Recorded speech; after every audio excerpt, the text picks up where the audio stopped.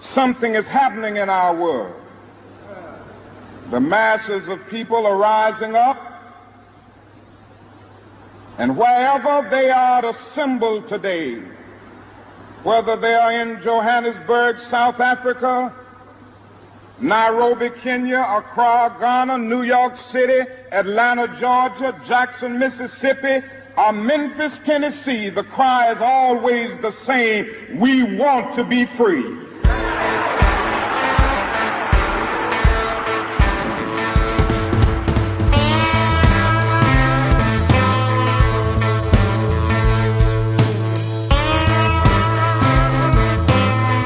Hey there, I'm Jesse Fox Mayshark, and this is Headlights, Voices from the Progressive South. Headlights is a production of the Progressive South, a nonprofit media platform dedicated to amplifying progressive voices and values across the southern United States. Voices like Dr. Martin Luther King Jr., who we heard up top. That was from the last speech he ever gave in Memphis, Tennessee, the day before he was assassinated by a white supremacist. This episode is being released on MLK Day, which is still a federal holiday despite the Trump administration's efforts to denigrate it. An observation of the day, and in recognition that King's entire legacy, the work of the civil rights movement, is under relentless assault at the national level and in many of our southern states, I want to take some time to listen to him.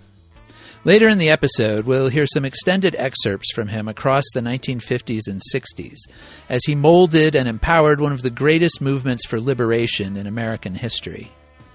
King remains a fixture of our political and cultural iconography, but that hollowed position can obscure the breadth and scope of his thinking and his work. That's coming up. And in a coda of sorts, we'll also remember one of his fellow travelers on that hard road, Claudette Colvin, who died just last week. But first, our weekly news roundup. And we have an audio cue for this one. Give it to me, Seth. They're back! That's right. Like the undead religious fanatics of Poltergeist 2, legislators in many southern states returned to work last week. The halls of government in Montgomery, Tallahassee, Atlanta, Frankfort, Jackson, Columbia, Nashville, and Richmond are once again ringing with the hey buds and hi darlings of Capitol camaraderie, masking, as usual, a range of interests, ambitions, and lobbyist-fueled legislation.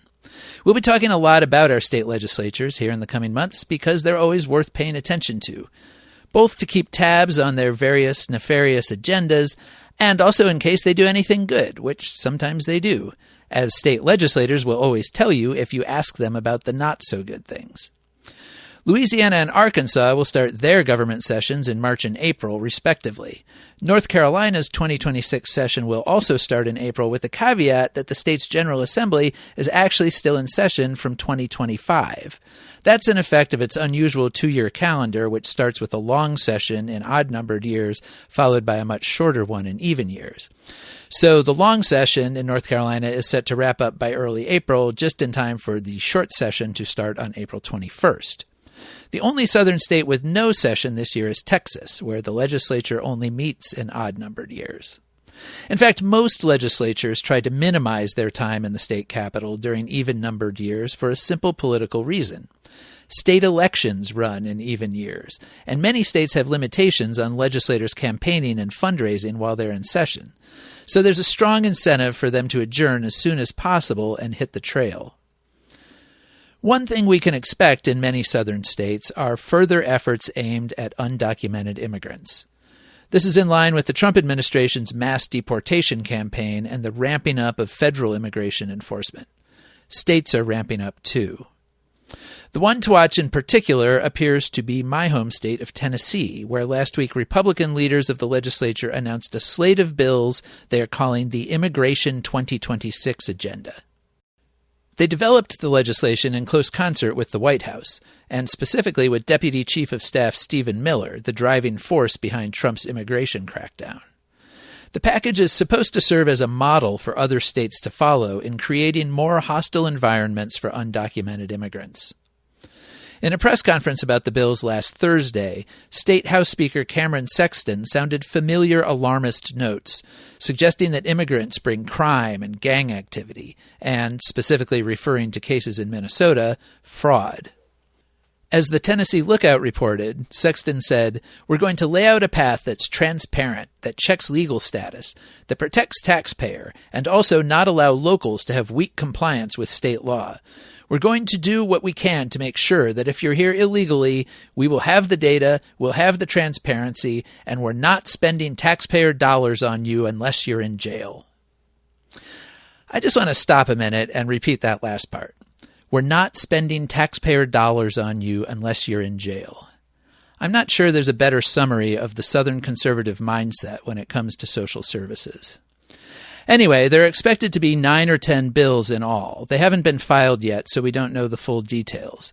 But apparently they will, among other things, require all state and local agencies, schools, vehicle registration offices, public health departments, and other government services to check the immigration status of everyone they serve, and presumably not provide services to anyone who can't prove their legal presence in the country. This would be a huge change.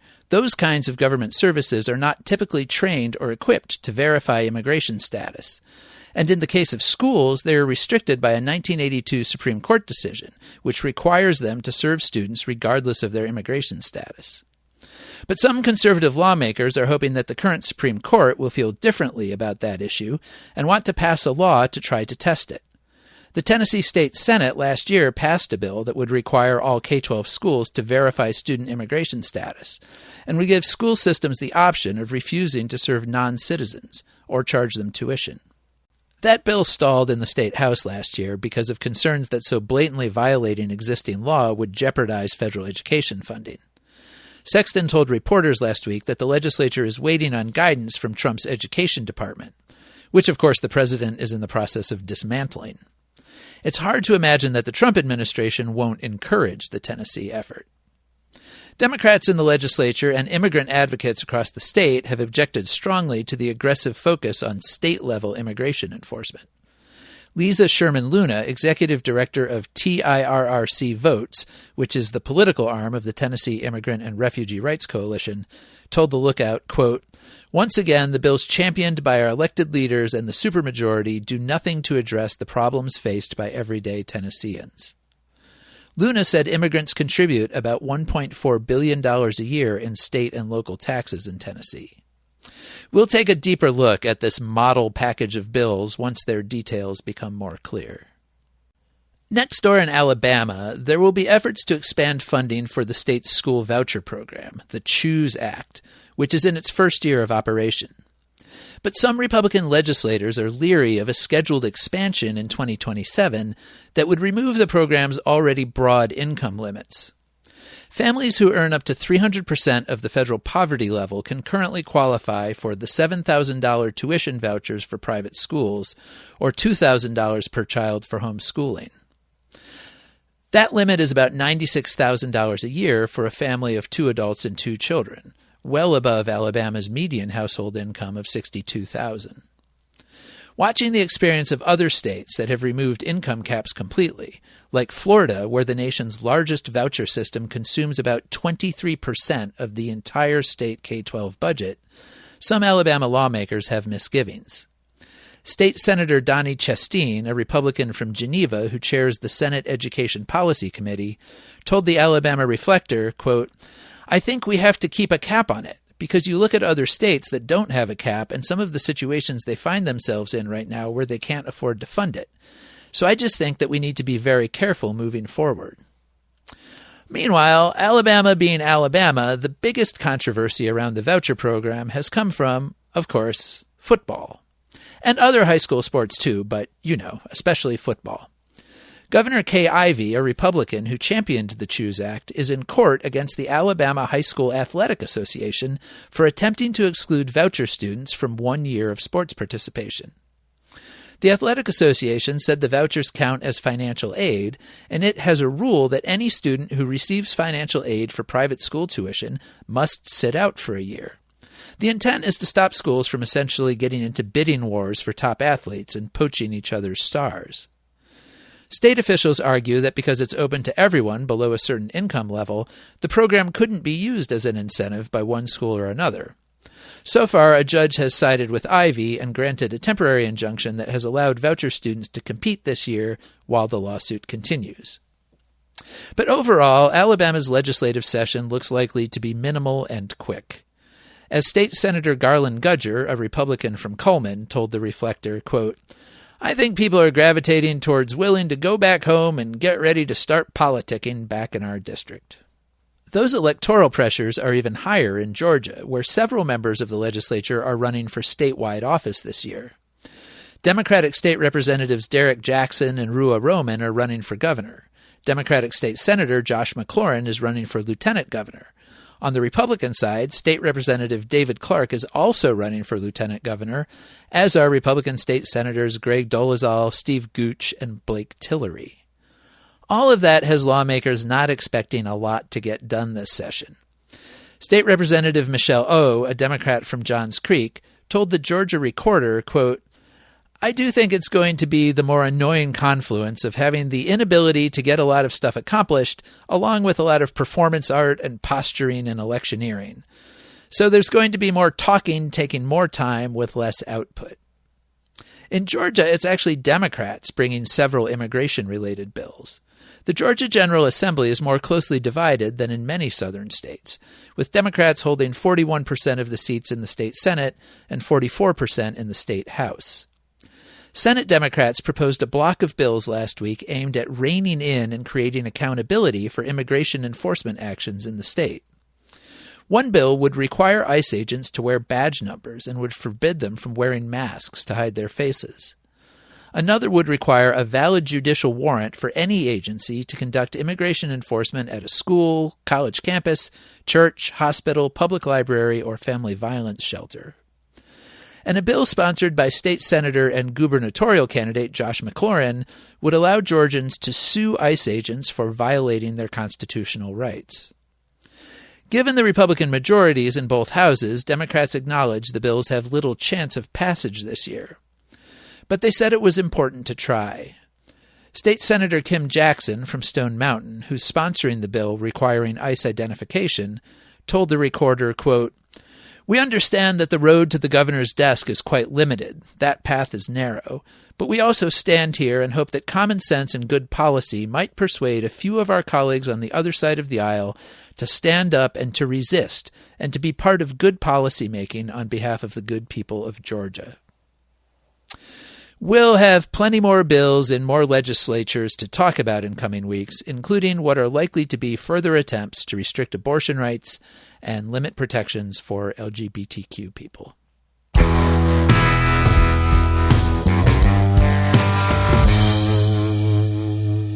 Speaking of Georgia, it was, of course, the home of Martin Luther King Jr. You can see his literal home, the house where he was born, in the historic Sweet Auburn neighborhood in Atlanta.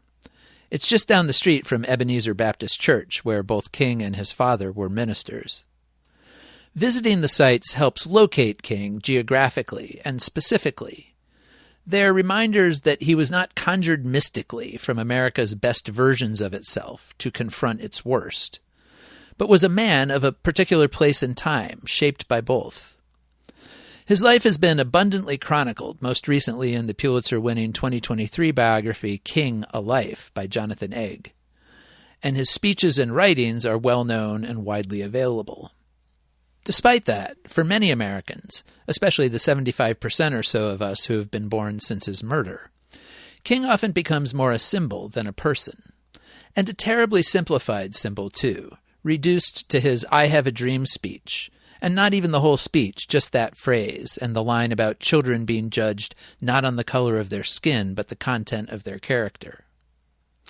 King was much more than an orator, of course.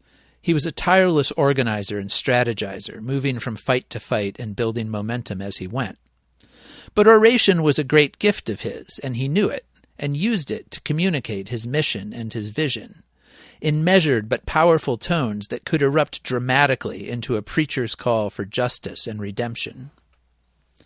So I thought this week would be a good time to just spend a little while hearing his voice, in many different venues, to different audiences, over many years. You can find links to the audio and transcripts of all of these in the show notes. The first clip comes from 1954, when King had just turned 25. He was a visiting preacher at Detroit's Second Baptist Church, where his father had also preached in the past. His sermon bore the title Rediscovering Lost Values, and it shows the young King confronting what he calls a messed-up world, with its looming threat of atomic annihilation. The central thrust is that human moral development hadn't kept pace with its technological development. The trouble isn't so much that we don't know enough, but it is that we aren't good enough. The trouble isn't so much that our scientific genius lags behind, but our moral genius lags behind. The great problem facing modern man is that the means by which we live have outdistanced the spiritual ends for which we live. And so we find ourselves caught in a messed up world. The problem is with man himself and man's soul. We haven't learned how to be just and honest and kind and true and loving. And that is the basis of our problem. The real problem is that through our scientific genius we've made of the world a neighborhood, but through our moral and spiritual genius we fail to make of it a brotherhood. And the great danger facing us today is not so much the atomic bomb that was created by physical science. Not so much that atomic bomb that you can put in an airplane and drop on the heads of hundreds and thousands of people, as dangerous as that is. But the real danger confronting civilization today is that atomic bomb which lies in the hearts and souls of men, capable of exploding into the vilest of hate and into the most damaging selfishness. That's the atomic bomb that we've got to fear today. The problem is within man, within the heart and the soul of men. That is the real basis of our problem. My friends, Later that year, he was called to pastor Dexter Avenue Baptist Church in Montgomery, Alabama, where he served until 1959. During that time, he led the Montgomery bus boycott, the first major action of what became the civil rights movement. The boycott drew national attention to the fight against segregation, and King became a national figure. In 1956, a federal court ruled that Montgomery's segregated buses were unconstitutional, a major victory. In its wake, King founded the Southern Christian Leadership Conference, a coalition of black churches that became the backbone of the fight for integration. In a sermon at Dexter Avenue in April 1957, King urged his congregants and fellow activists to keep up the fight, that integrated buses were just a small step toward racial equality. He had just returned from a visit to Accra, Ghana, at the invitation of the West African nation's new Prime Minister, Kwame Nkrumah. King observed the country's independence ceremony, marking its separation from British colonial rule. He was impressed with the years of work and determination by Nkrumah and others in the movement that eventually led to their national sovereignty. King had already taken great inspiration from the nonviolent resistance movement led by Mohandas Gandhi in India, and in Nkrumah found further resonance between the fight against segregation and the anti-colonial movements sweeping Africa and Asia.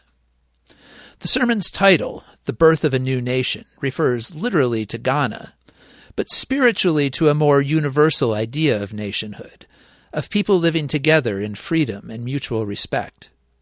As he often did, he used the biblical metaphor of escaping from Egypt to signify an end to injustice. As we ourselves find ourselves breaking loose from an evil Egypt, trying to move through the wilderness toward the promised land of cultural integration, Ghana has something to say to us. It says to us first that the oppressor never voluntarily gives freedom to the oppressed. You have to work for it.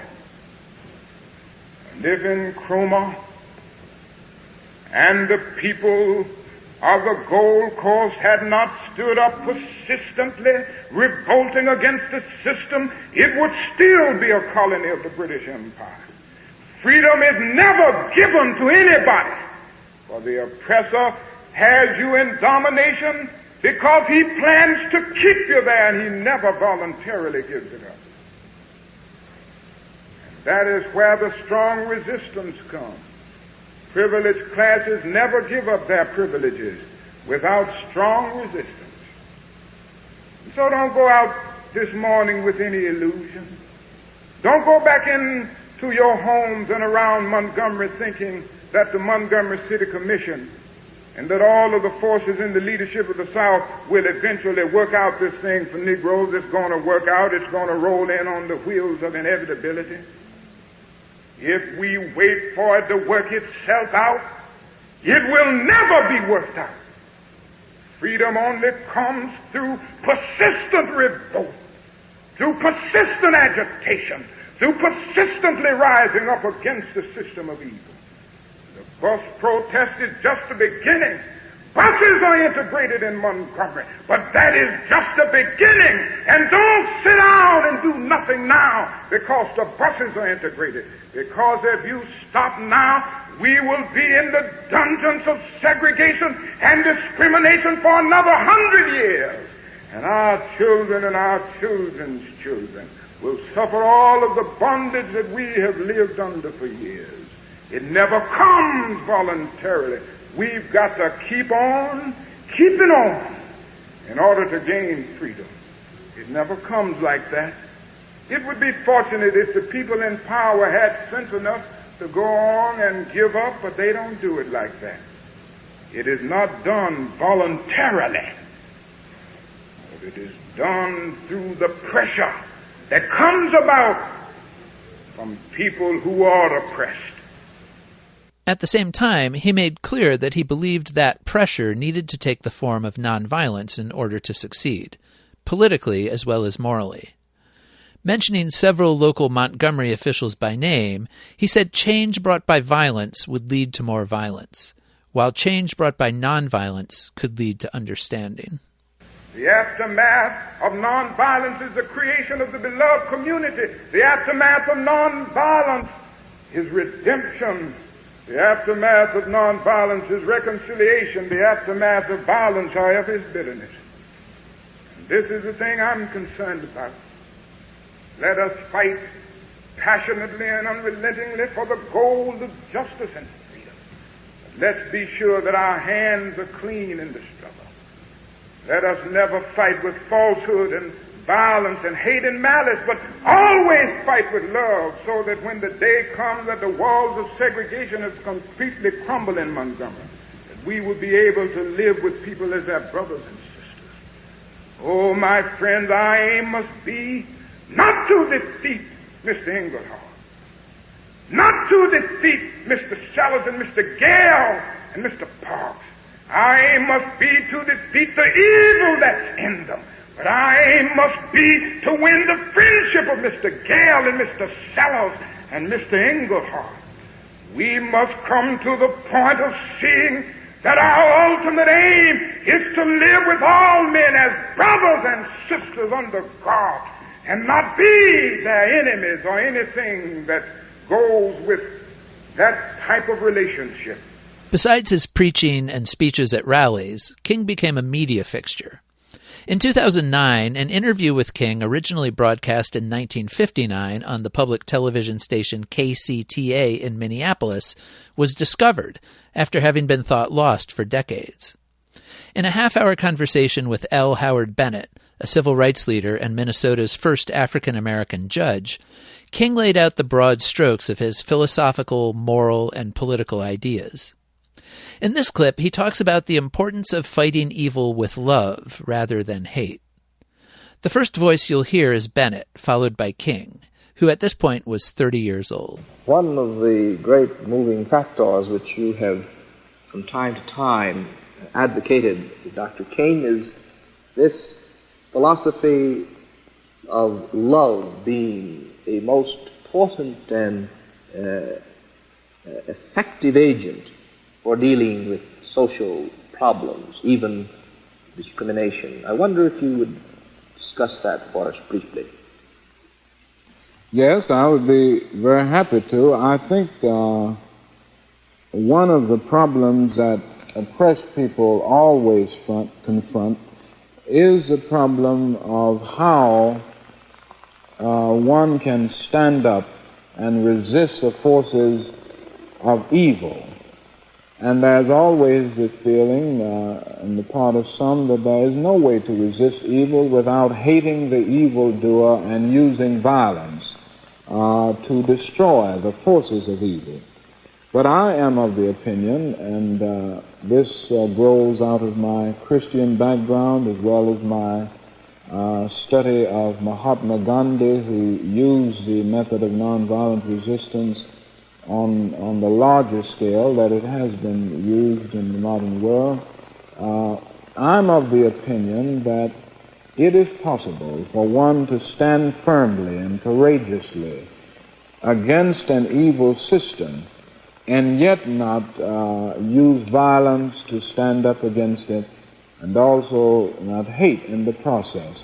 It is possible to love the individual who does the evil deed while hating the deed that the person does. This lifts one to a new level of understanding, a new level of goodwill, and I believe firmly that love in this sense, which I think of as creative, redemptive goodwill for all men. I'm not talking about a sentimental, weak love, but I'm talking about a strong love that organizes itself in mass nonviolent action, but at the same time sees within every man something of the image of God and sees within every man great and vast possibilities for goodness that maybe the individual himself has never realized. And when one rises to this point, he loves every man because God loves him, and he sees great dimensions for change and promise within him.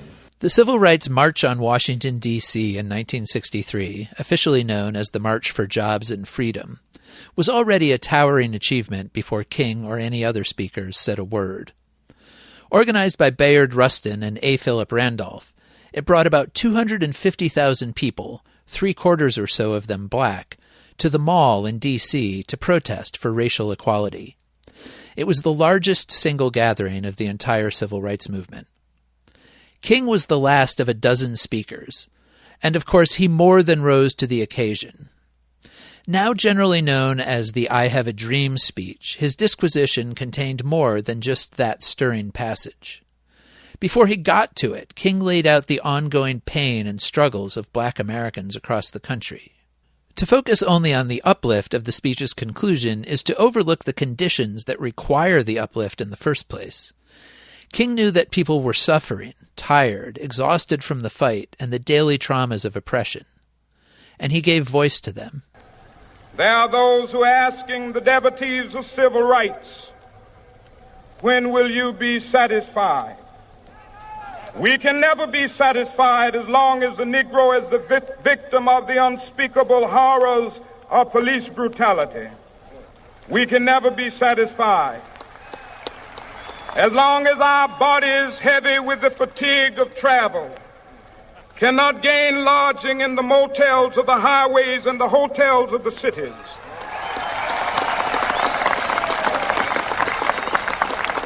We cannot be satisfied as long as the Negro's basic mobility is from a smaller ghetto to a larger one.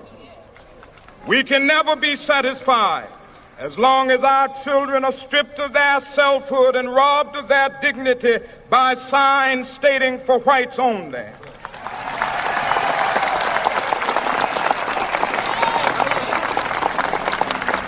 We cannot be satisfied as long as a Negro in Mississippi cannot vote and a Negro in New York believes he has nothing for which to vote.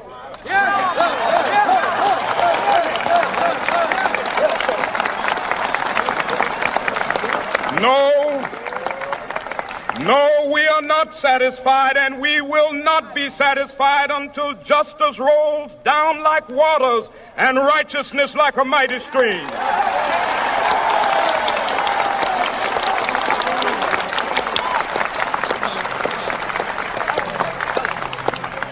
I am not unmindful that some of you have come here out of great trials and tribulations. Some of you have come fresh from narrow jail cells. Some of you have come from areas where your quest for freedom left you battered by the storms of persecution and staggered by the winds of police brutality. You have been the veterans of creative suffering. Continue to work with the faith that unearned suffering is redemptive. Go back to Mississippi. Go back to Alabama. Go back to South Carolina. Go back to Georgia. Go back to Louisiana. Go back to the slums and ghettos of our northern cities. Knowing that somehow this situation can and will be changed. Let us not wallow in the valley of despair. I say to you today, my friends. That was on August 28th, 1963. Just a few weeks later, on Sunday, September 15th, Ku Klux Klan members set off a bomb in the 16th Street Baptist Church in Birmingham, Alabama. It killed 4 black girls attending services that day, ranging in age from 11 to 14. The church was a center of civil rights organizing in the city. King delivered the eulogy at their funeral on September 18th. He expressed some hope that the sheer viciousness of the murders and the innocence of the victims might awaken humane instincts in the defenders of racial subjugation. These children, unoffending, innocent, and beautiful, were the victims of one of the most vicious and tragic crimes ever perpetrated against humanity. And yet they died nobly. They are the martyred herons of a holy crusade for freedom and human dignity. And so this afternoon, in a real sense, they have something to say to each of us in that death. They have something to say to every minister of the gospel who has remained silent behind the safe security of stained glass windows.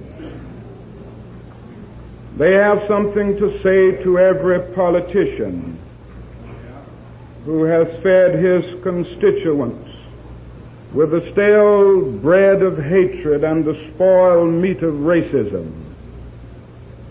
They have something to say to a federal government that has compromised with the undemocratic practices of Southern Dixiecrats and the blatant hypocrisy of right-wing Northern Republicans. They have something to say to every Negro who has passively accepted the evil system of segregation and who has stood on the sidelines in a mighty struggle for justice. They say to each of us, black and white alike, that we must substitute courage for caution. They say to us that we must be concerned not merely about who murdered them, but about the system, the way of life, the philosophy which produced the murderers. That death says to us that we must work passionately and unrelentingly for the realization of the American dream. And so, my friends, they did not die in vain. God still has a way of wringing good out of evil. And history has proven over and over again that unmerited suffering is redemptive. The innocent blood of these little girls may well serve as a redemptive force that will bring new light to this dark city. The Holy Scripture says, a little child shall lead them. The death of these little children may lead our whole Southland from the low road of man's inhumanity to man to the high road of peace and brotherhood. These tragic deaths may lead our nation to substitute an aristocracy of character for an aristocracy of color. The spilled blood of these innocent girls may cause the whole citizenry of Birmingham to transform the negative extremes of a dark past into the positive extremes of a bright future. Indeed, this tragic event may cause the white South to come to terms with its conscience. Of course, the deaths of the 4 girls did not cause the white South to come to terms with its conscience, but it did help build national political momentum for the passage of the Civil Rights Act the following year. On July 2, 1964, King stood behind President Lyndon B. Johnson as he signed the bill into law in the East Room of the White House. Later that year, King was named the recipient of the Nobel Peace Prize. Arriving in Oslo to accept it, he cautioned that the United States was not yet at peace when it came to racial equality. But he said he understood the award as a recognition not only of the civil rights movement's accomplishments, but of its principled dedication to nonviolence. And he expressed hope that his country could follow suit. After contemplation, I conclude that this award which I receive on behalf of that movement is a profound recognition that nonviolence is the answer to the crucial political and moral questions of our time. The need for man to overcome oppression and violence without resorting to violence and oppression. Civilization and violence are antithetical concepts. Negroes of the United States, following the people of India, have demonstrated that nonviolence is not sterile passivity, but a powerful moral force which makes for social transformation. Sooner or later, all the peoples of the world will have to discover a way to live together in peace and thereby transform this pending cosmic elegy into a creative psalm of brotherhood.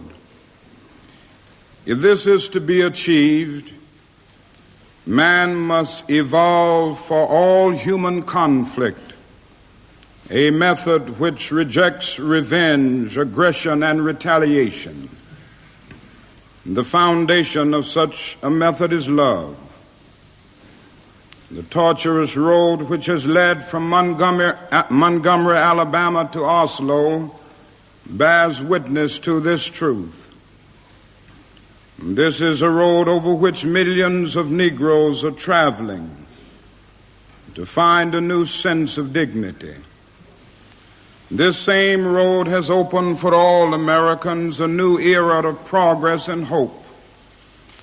It has led to a new civil rights bill, and it will, I am convinced, be widened and lengthened into a superhighway of justice as Negro and white men in increasing numbers create alliances to overcome their common problems. I accept this award today with an abiding faith in America and an audacious faith in the future of mankind. I refuse to accept despair as the final response to the ambiguities of history. I refuse to accept the idea that the isness of man's present nature makes him morally incapable of reaching up for the eternal oughtness that forever confronts him. I refuse to accept the idea that man is mere flotsam and jetsam in the river of life, unable to influence the unfolding events which surround him. I refuse to accept the view that mankind is so tragically bound to the starless midnight of racism and war that the bright daybreak of peace and brotherhood can never become a reality. Alongside signing the Civil Rights Act and then the Voting Rights Act, LBJ was, of course, ramping up American involvement in Vietnam's Civil War, leading to a full-scale commitment of U.S. troops in 1965. Nearly 2,000 Americans were killed there that year, followed by more than 6,000 in 1966 and more than 11,000 in 1967. As the anti-war movement grew, King came to understand it as an extension of his own fights for justice and nonviolence. Always aware of liberation movements across the globe, he saw the U.S. involvement in the war as emblematic of American pursuit of power and wealth, at the expense of the poor people of the world. At Riverside Church in New York City on April 4th, 1967, he delivered a speech called Beyond Vietnam, A Time to Break the Silence, the title of which acknowledged the pressure and expectation that had been growing for him to directly address the war. He called it out as unjust and destructive and connected it to other struggles at home and abroad, painting a global picture of the forces at work and, as always, emphasizing that there were other paths available. He characterized the anti-colonial fights for freedom and the battles for equality in the United States as part of a worldwide revolution for human rights. As he had in Detroit 13 years earlier, he called for a change in social and cultural values. I am convinced that if we are to get on the right side of the world revolution, we as a nation must undergo a radical revolution of values. We must rapidly begin the shift from a thing-oriented society to a person-oriented society, when machines and computers, profit motives and property rights are considered more important than people. The giant triplets of racism, extreme materialism, and militarism are incapable of being conquered. A true revolution of values will soon cause us to question the fairness and justice of many of our past and present policies. On the one hand, we are called to play the Good Samaritan on life's roadside. That will be only an initial act. One day we must come to see that the whole Jericho road must be transformed, so that men and women will not be constantly beaten and robbed as they make their journey on life's highway. True compassion is more than flinging a coin to a beggar. It comes to see that an edifice which produces beggars needs restructuring.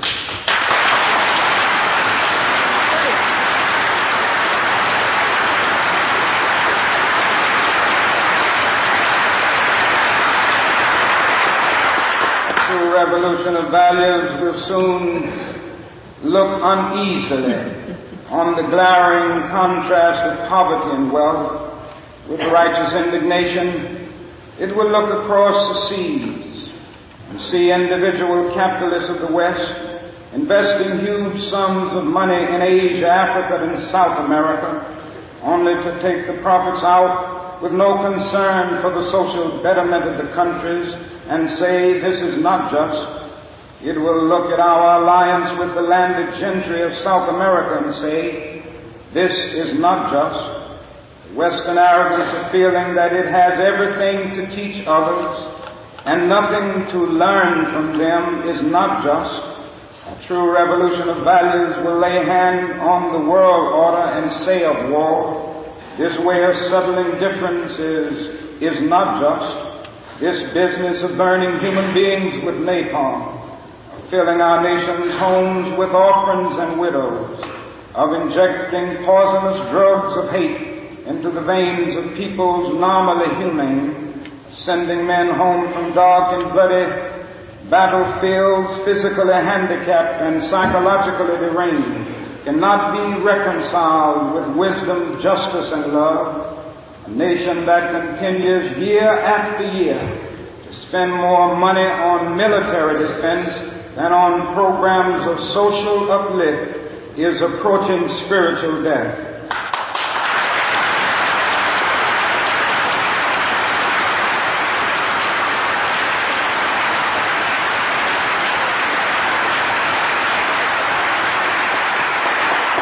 America, the richest and most powerful nation in the world, can well lead the way in this revolution of values.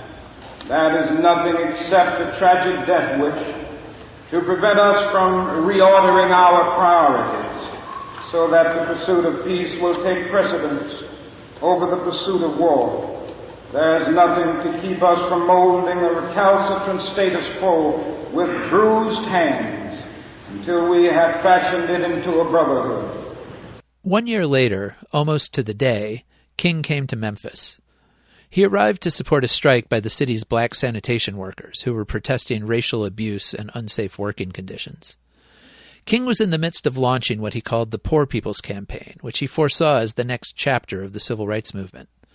A multiracial coalition fighting for economic opportunity and security against forces of corporate greed, capitalist exploitation, and governmental indifference to the needs of the poor.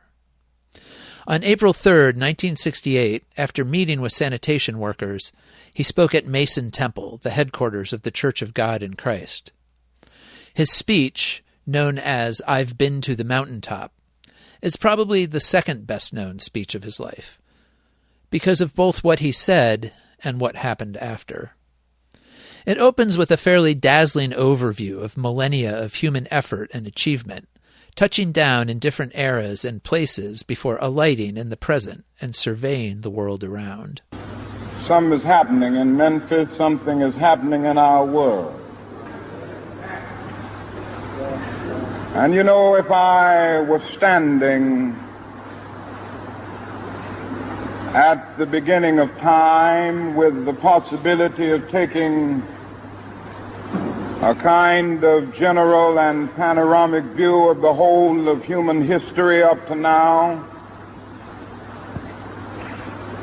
and the Almighty said to me, "Martin Luther King, which age would you like to live in?" I would take my mental flight by Egypt, and I would watch God's children in their magnificent trek from the dark dungeons of Egypt through, or rather across the Red Sea, through the wilderness on toward the Promised Land. And in spite of its magnificence, I wouldn't stop there. I would move on by Greece and take my mind to Mount Olympus. And I would see Plato, Aristotle, Socrates, Euripides, and Aristophanes assemble around the Parthenon.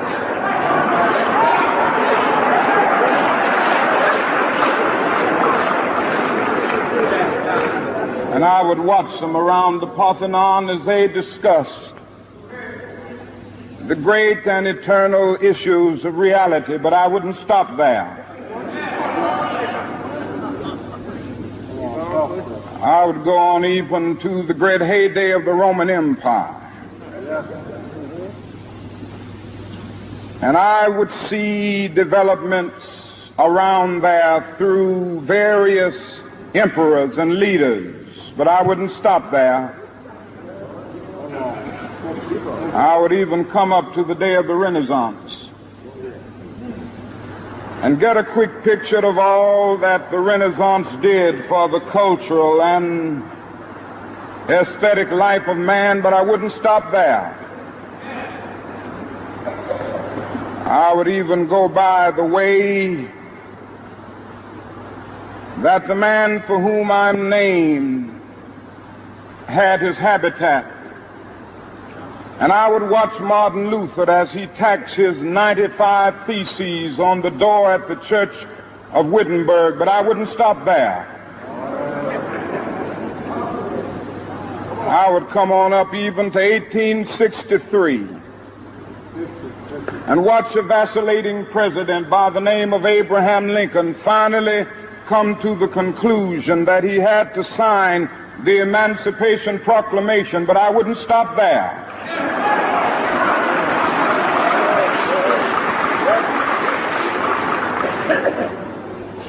I would even come up to the early 30s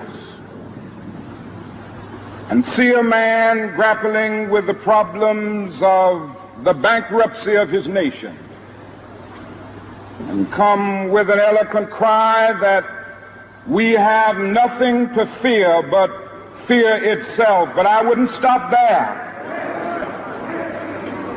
Strangely enough, I would turn to the Almighty and say, if you allow me to live just a few years in the second half of the 20th century, I will be happy.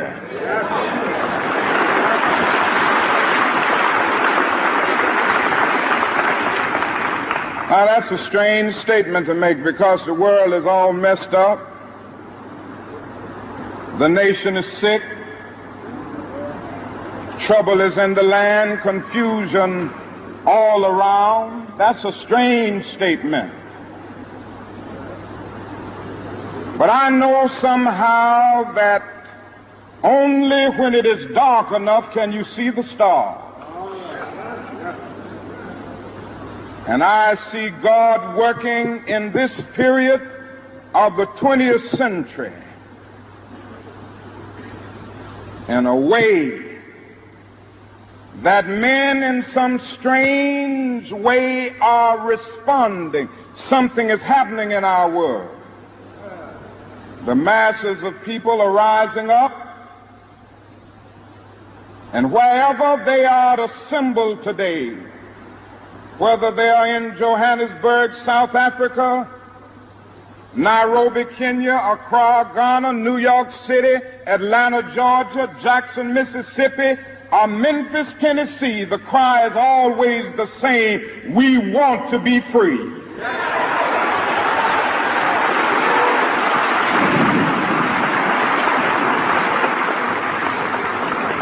And another reason that I'm happy to live in this period is that we have been forced to a point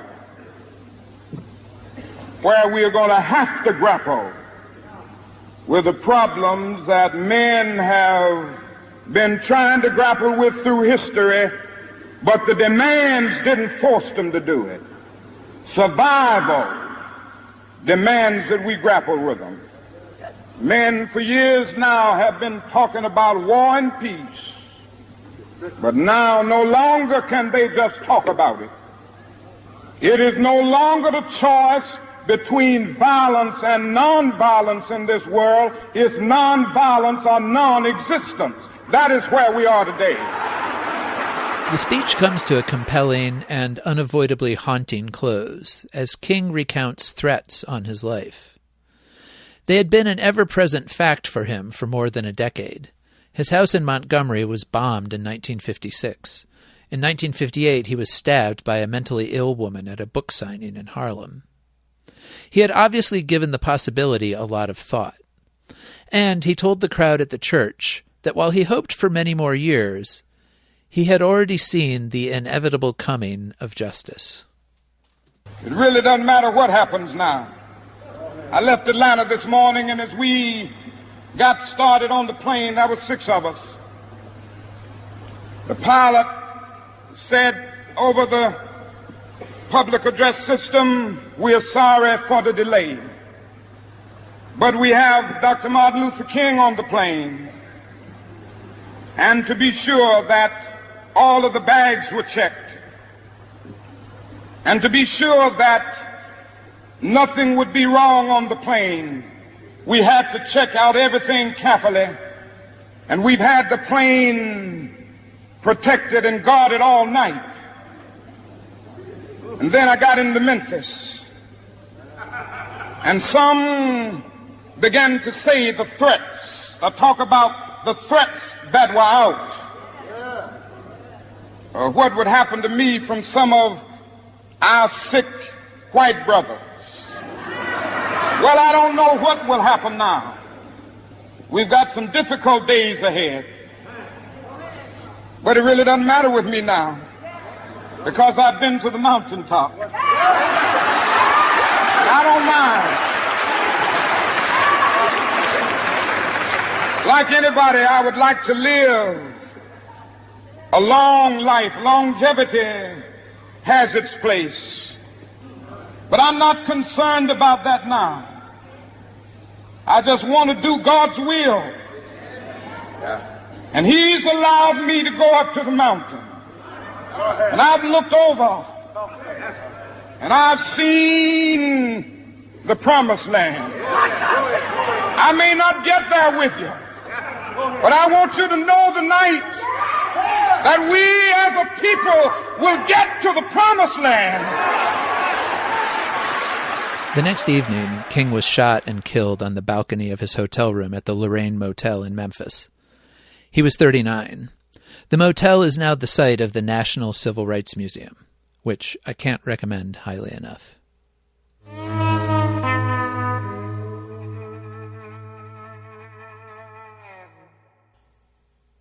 To wrap up, I want to offer a short memoriam for a more recent passing, which also resonates with King's legacy. Claudette Colvin died last Tuesday, January 13th, at the age of 86. Her name is not as well known as Rosa Parks's, but she too was arrested for refusing to give up a seat on a Montgomery bus. And she played a crucial role in the bus boycott and the movement that grew from it. She was born in Montgomery on September 5th, 1939. She grew up poor, with a great-aunt and uncle acting as her parents after her father left and her mother couldn't afford to raise a family. She took her last name, Colvin, from them. Her sister died of polio at the age of 13. As a teenager, Colvin became increasingly aware of the effects of segregation and racism in the Jim Crow South. A boy in her school was arrested and convicted on rape charges and received the death penalty despite being only 16. Colvin learned black history at the segregated Booker T. Washington High School, and especially admired women who fought for freedom, like Harriet Tubman and Sojourner Truth. She also joined the local NAACP Youth Council, which had recently been reactivated by none other than Rosa Parks. On March 2, 1955, when she was 15, Colvin found herself on a crowded bus. When a white woman boarded and there were no more seats available in the front section reserved for white people, the driver ordered Colvin and the pregnant woman next to her to give up their seats. The pregnant woman, Ruth Hamilton, refused to move, and so did Colvin. The driver called the police, who came and pressured a black man sitting behind Hamilton to give up his seat so she could take it. But even then, Colvin would not get up, which would have meant the white woman had to sit next to her, a glaring violation of Jim Crow codes. In later interviews, Colvin said that as she sat there, she was thinking about a school paper she had just written about the indignities and abuses of navigating segregated downtown Montgomery. She told National Public Radio in 2009, quote, "We couldn't try on clothes, you know. You had to take a brown paper bag and draw a diagram of your foot and take it to the store. Can you imagine all of that in my mind? My head was just too full of black history, you know, the oppression that we went through. It felt like Sojourner Truth was on one side pushing me down, and Harriet Tubman was on the other side of me pushing me down. I couldn't get up." So the police pulled her up. They handcuffed her, walked her off of the bus, and locked her up in the city jail. She was the first black person arrested in Montgomery for violating bus segregation rules. Local black leaders, including MLK, rallied to Colvin's defense, and she was represented by civil rights attorney Fred Gray. In juvenile court, she was convicted of violating segregation laws, disturbing the peace, and assaulting a police officer. On appeal, only the charge of assaulting an officer, which Colvin said was completely fabricated, was upheld. The case generated some attention, but not nearly as much as the arrest of Parks on similar charges in December of that year. Parks's arrest became the spark for the citywide bus boycott, and Parks herself, who was 23 years older than Colvin and already a longtime NAACP activist, became a symbol of resistance in a way that never quite accrued to the younger woman. But Colvin made a further legal mark. In 1956, as the boycott was underway, she was one of 4 black women represented by Gray who filed a class-action lawsuit challenging the constitutionality of Montgomery's bus segregation. Colvin testified in court during the case, Browder v. Gale. The result was a 2-to-1 ruling from a 3-judge federal panel that found that transportation segregation in Montgomery did indeed violate the Equal Protection Clause of the 14th Amendment. The state appealed the case, and the boycott continued until the U.S. Supreme Court upheld the ruling late in the year. The boycott officially ended on December 20th, 1956. A few years later, Colvin moved with a baby son to New York City, where she eventually found work as a nurse's aide, a job she did for more than 30 years. She never became the household name that Parks did, something she attributed in later interviews partly to Parks having lighter skin and seeming more presentable. Colvin never particularly sought recognition, but over the years many historians and journalists rescued her story from obscurity. She was featured in many articles and interviews over the past 25 years. And her death is a reminder of how close and recent the entire history of the civil rights movement really is, how new and therefore fragile its victories are, and how still very present its struggles are. A woman who was already 15 when she was arrested for violating Jim Crow laws in Alabama was still with us in the here and now until just last Tuesday. Rest in peace, Claudette Colvin.